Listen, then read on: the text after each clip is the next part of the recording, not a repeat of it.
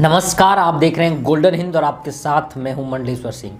जिस रीट भर्ती परीक्षा के आयोजन पर सरकार की तरफ से कहा जा रहा था कि अब तक का सबसे बेहतरीन परीक्षा आयोजन है, यहां तक कि तत्कालीन शिक्षा मंत्री गोविंद सिंह डोटासरा ने तो रीट भर्ती परीक्षा के पेपर लीक की सीबीआई जांच की मांग कर रहे अभ्यर्थियों के लिए कहा था कि सीबीआई जांच की मांग के लिए प्रदर्शन ऐसे बच्चे कर रहे हैं जिनका सिलेक्शन परीक्षा में दूर दूर तक नहीं हो रहा, जिन्होंने पेपर ढंग से दिया ही नहीं, जिन्होंने मेहनत की ही नहीं है। और प्रदर्शन को करोड़ीलाल मीणा का षड्यंत्र बताते हुए खुला चैलेंज दिया था कि इनके पास पेपर लीक के कोई तथ्य नहीं है, बिना तथ्यों के केवल नौटंकी कर रहे हैं।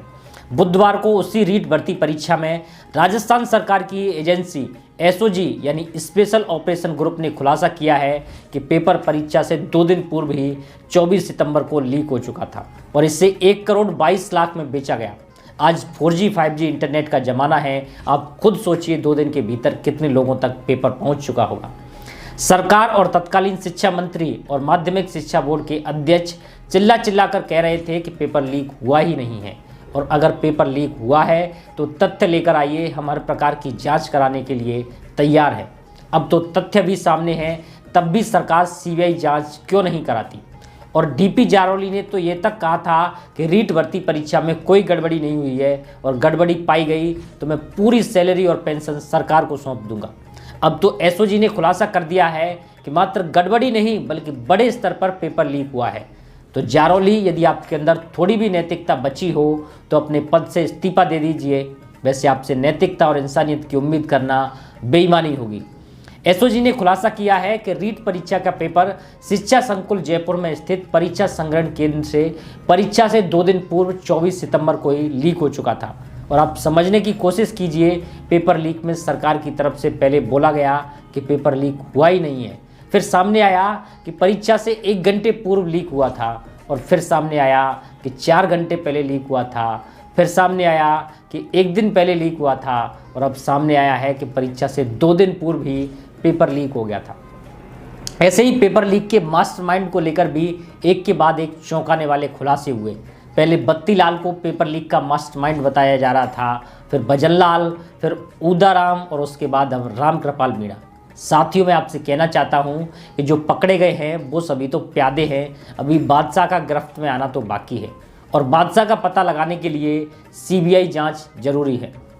और कुछ महत्वपूर्ण सवाल कि शिक्षा संकुल जयपुर में स्थित परीक्षा संग्रहण केंद्र में रीट पेपर का जो स्ट्रांग रूम था उसके लॉक बहुत मजबूत होते हैं, जिन्हें किसी अधिकृत अधिकारी यानी जिम्मेदार व्यक्ति के आदेश पर ही खोला जाता है। ऐसे में रामकृपाल मीणा स्ट्रांग रूम से पेपर चोरी करने में सफल कैसे हुआ? कौन था वो व्यक्ति जिसने स्ट्रांग रूम खोलने की परमिशन दी, और किसी ने परमिशन नहीं दी तो बिना परमिशन के स्ट्रांग रूम का लॉक कैसे खोला गया? दूसरा, वहाँ पर सीसीटीवी कैमरा भी लगा होगा, तो क्या सीसीटीवी कैमरे को उस दौरान बंद रखा गया? और बंद नहीं रखा तो सीसीटीवी फुटेज में चोरी का पता तो लग ही गया होगा, तो उसके बाद भी किसी ने इस बात को बताया क्यों नहीं, या सीसीटीवी फुटेज डिलीट कर दिए गए? तीसरा सवाल, जब माध्यमिक शिक्षा बोर्ड यानी डॉक्टर डीपी जारौली ने रीट की परीक्षा आयोजित करवाने के दौरान प्रदेश के 32 जिलों में सरकारी अधिकारियों को जिला कोऑर्डिनेटर बनाया, तो जयपुर का जिला कोऑर्डिनेटर एक निजी व्यक्ति retired professor doctor Pradeep Parashar को क्यों बनाया? और पेपर भी यहीं से लीक हुआ है, जिससे माध्यमिक शिक्षा बोर्ड के अध्यक्ष डीपी जारौली की भूमिका को लेकर भी शक पैदा होता है। जैसा कि डॉक्टर करोड़ीलाल मीणा ने आरोप लगाया है कि डीपी जारौली और प्रदीप पारासर के काफ़ी घनिष्ठ संबंध हैं। ये दोनों 24 सितंबर की रात को और दिन को शिक्षा संकुल में ही रुके थे, जिन्हें वहाँ के सीसीटीवी कैमरा में देखा जा सकता है। उन्होंने कहा कि एसओजी चाहे तो शिक्षा संकुल की सीसीटीवी फुटेज भी देख सकती है।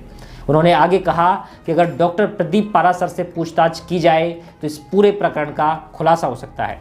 उन्होंने ये सवाल उठाया कि जिला कोऑर्डिनेटर की जिम्मेदारी एग्जाम सेंटर की बुकिंग करना, परीक्षा सामग्री की देखरेख करना, सामग्री को परीक्षा केंद्रों तक पहुंचाना, ऑब्जर्वर नियुक्त करना और प्रश्न पत्र और ओएमआर सीट का वितरण करना होता है। इतनी महत्वपूर्ण जिम्मेदारी एक निजी व्यक्ति के हाथों में क्यों दी गई? डॉक्टर प्रदीप पारासर और उनके मौखिक रूप से नियुक्त निजी सह कोऑर्डिनेटर को पकड़कर पूछताछ की जानी चाहिए, तभी पूरी सच्चाई सामने आ पाएगी। कई बड़े नाम इस पेपर लीक प्रकरण में जुड़े हुए हैं। ऐसे में चूंकि ये काम एसओजी नहीं कर सकती, इसलिए इसकी जांच सीबीआई से कराई जानी चाहिए। आज रीट परीक्षा 2021 को लेकर एसओजी की टीम रीट कार्यालय भी पहुंची, जहां एसओजी के अधिकारियों ने board chairman doctor DP Jaroli से कुछ आवश्यक दस्तावेज और जानकारी मांगी। उधर दूसरी तरफ रीट सहित अन्य भर्तियों में हुई धांधली की सीबीआई जांच की मांग कर रहे शौर्य चक्र से सम्मानित विकास जाखड़ का आज 11वें दिन भी आमरण अनशन जारी है।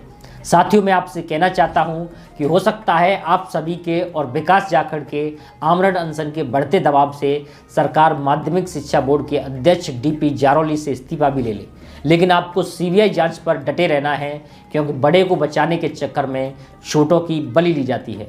लेकिन यदि आप सीबीआई जांच की मांग पर डटे रहे और सीबीआई जांच हुई तो हो सकता है कि जो हरियाणा में हुआ था वो राजस्थान में भी रिपीट हो जाए और दोषी लोगों को सज़ा मिले। और सज़ा मिलना जरूरी भी है ताकि प्रदेश में भर्तियां पारदर्शिता के साथ हों। ऐसे ही जनहित के मुद्दों से जुड़े रहने के लिए देखते रहिए गोल्डन।